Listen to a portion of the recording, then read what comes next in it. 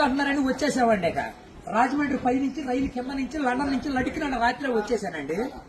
నేను వస్తా జరగాలి మీ కోరికని గుమ్మడికాయంత బంగారాన్ని తీసుకొస్తుంటే కుక్క ముట్టుకోకుండా కుక్క తోక ముట్టుకుంది విజయవాడ బస్ స్టాండ్. కుక్క తోక ముట్టుకున్న బంగారం మళ్ళీ మీరు ముట్టుకుంటారా లేదని 7 పాలేళ్ళ పెట్టించేసి ఏట్లో పడేపించానండి. 3 కోట్లు తీసుకెళ్లి మురికాలలో పడేశాను.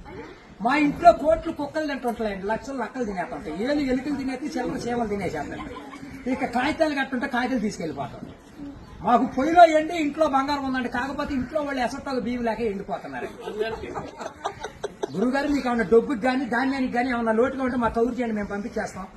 మా అడ్రస్ మండలం మధ్య యాగారం దాని పక్కనే ఉండదండి, మల్లెడికి పక్కన పిల్లడికి మా ఊరు. దానికి మా అడ్రస్ కి సాయంకాలం ఉత్తరం రాసేసి పోస్ట్ లో అయిపోకుండా పొయ్యిలో వేసేయండి. మీరు పరిగెత్తుకుంటూ వచ్చేసి పంటకాలం కాడ 10ంటికి నించోండి, నేను 3ంటికి మురికాలలోకి అందించేత డబ్బు.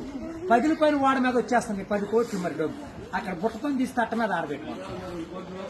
అబ్బో నేను చదువుల కాడ బాగా పాస్ అయ్యామండి.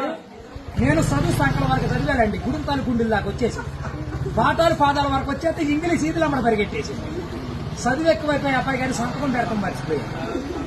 సోనియా గాంధీ గారి దగ్గరికి ఉద్యోగం అడిగానండి. రాత్రి రాజీవ్ గాంధీ గారు రాసిచ్చారు ఈ ఊళ్ళో ఉద్యోగం అయితే సంతకాలు చేసే పని ఉండదు. ఈ ఊళ్ళో ఉద్యోగం రాశాక ఒక పని దొరికిందండి. ఈ మధ్యన ముసలి అంతా ఉండకూడదని పొద్దున్న మా డిపార్ట్మెంట్కి ఆర్డర్ వచ్చింది. ముసలి ఉన్న కాడి నుంచి అత్తాకోడళ్ళు పోట్లాడుకుంటున్నారు. అత్తలు అడుగులో పడిపోతుంది, కోళ్ళు వచ్చి గొంతులో పడిపోతుంది, మంచం ఎక్కేస్తుంటే అన్ని అడిగి మీద కూర్చోండి. అందుకని ముసలి అందరిని తీసుకెళ్లి మెగాస్టార్ చిరంజీవి గారి దగ్గర చేర్పిస్తున్నాం. గురువు గారు దసరా పండుగ రోజున మా ఊళ్ళో ఏప్రాల్ పందాలు వేపిస్తున్నా నాపరాల మీద. ఏప్రాల్ పోట్లాడుకుంటే నాపరాలు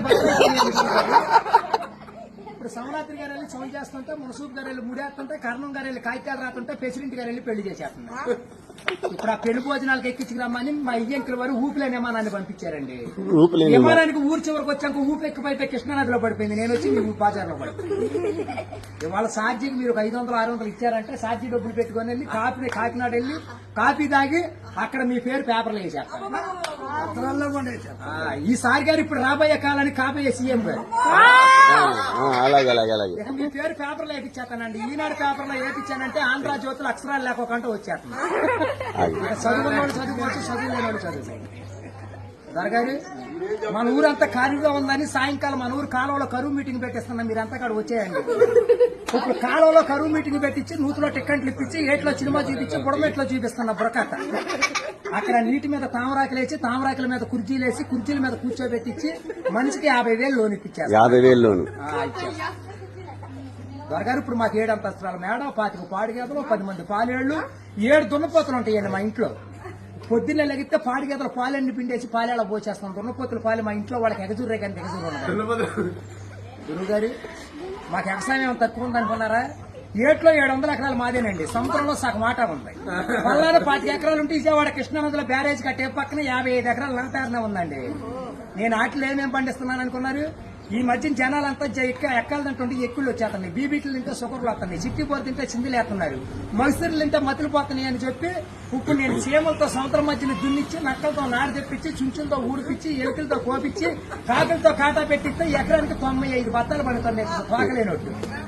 మీకేమన్నా కావాలంటే చెప్పండి, సాయంకాలం ఆఫీస్ కాడికి వస్తాను, ఒక లారీలో ఒకటి మీ ఇంటికాడ పంపించాను. మరి పంపించండి మళ్ళీ మా యాప్ షీట్. కోట్లు వచ్చినా కొనుగో లేదు, లక్షలకు వచ్చినా కరువు లేదు.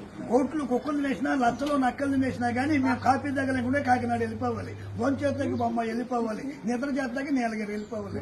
ఈ మధ్యన ఏది చూడండి.